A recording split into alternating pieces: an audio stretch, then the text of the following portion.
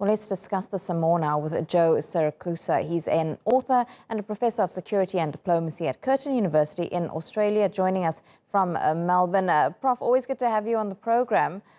The US confirming today that it's providing intelligence to Ukraine, but is this also a delicate balancing act for Washington in helping its ally Ukraine, but also not further poking the proverbial Russian bear, so to speak? Yes, thank you. Well, good morning. Look, I think the war is becoming more dangerous, and Biden knows it. The reports in the New York Times that American intelligence has provided the location of those 7 Russian generals who were killed, and then the actual position of the Moscow before it was sunk, I think puts us in very, very special place. What it means is the United States is taking a more direct role instead of an indirect role, and it's suggesting to the Russians that America, as the Secretary of Defense has said, is interested in degrading Russia's capabilities in future. I mean, and I know the Biden didn't approve of these reports in the New York Times. In fact, bragging about aiding the killing of Russian generals in the field, and bragging about sinking this important warship in the Black Sea is really pretty stupid. I mean, you can do it, but you can't brag about it, and you can't publish it in the New York Times.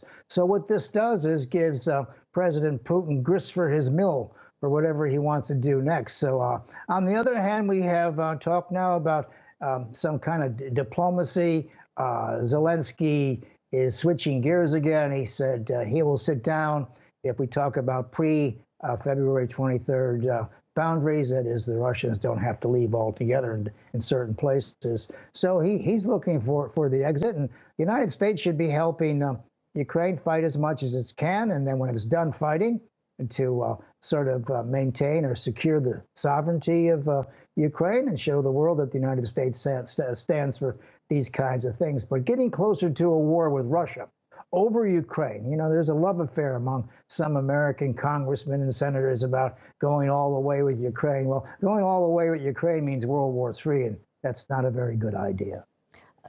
Many would agree with you on that one. Not a very good idea at all. But Joe, are you surprised that Moscow hasn't retaliated because of some of this intelligence sharing that resulted in the deaths of its generals?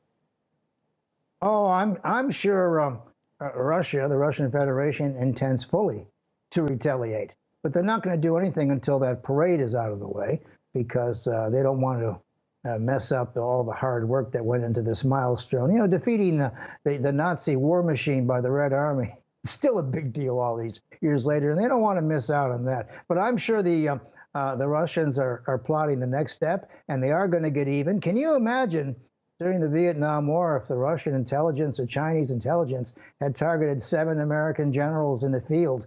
I mean, we would have had World War III then. So somebody's upping the game here without informing everybody else. And I think the Biden White House is quite surprised this is going on, and I'm not surprised. The Biden White House was always set up for domestic policy, wasn't set up for a major war.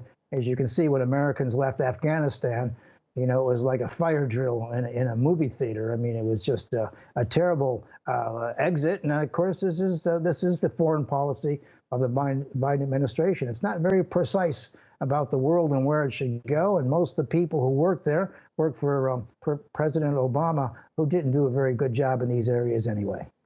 Yeah, and it's very interesting that when Biden actually took power, he had so many issues at home that he had to take care of. COVID, the economy, and so much now of his tenure has been the foreign policy, Afghanistan, and now Ukraine.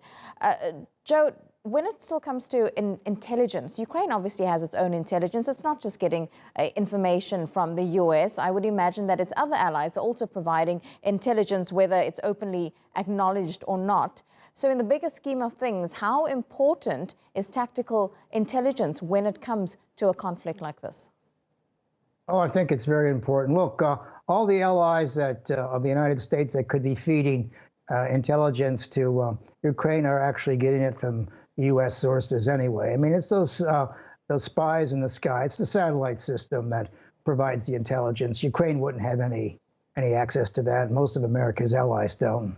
A couple of them do. So they're using very strategic intelligence, and operationally they can do very well with it. I mean, if you know where a certain unit is and it's led by a certain leader, then you can probably target them with drones or whatever you have. So it's very important. Look, intelligence wins wars.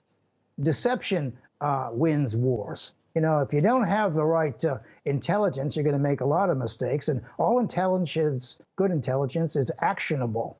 And the Ukrainians have either been very lucky with the intelligence they have, as the Secretary of Defense spokesman says. He says, we didn't target anyone in particular. Well, that's nonsense. You know, I get tired of those kinds of fairy tales coming from these kinds of people. Of course, they're giving them the information. And of course, they're targeting these top people. And, you know, sooner or later, Putin's going to have to hit back. And people who probably don't even like Putin in the highest circles will have a great fondness for generals who've disappeared. You know, Biden's making this very hard for Putin's enemies to separate from him, because once you start killing the upper echelons of an armed force, you start to get enemies you never dreamed of.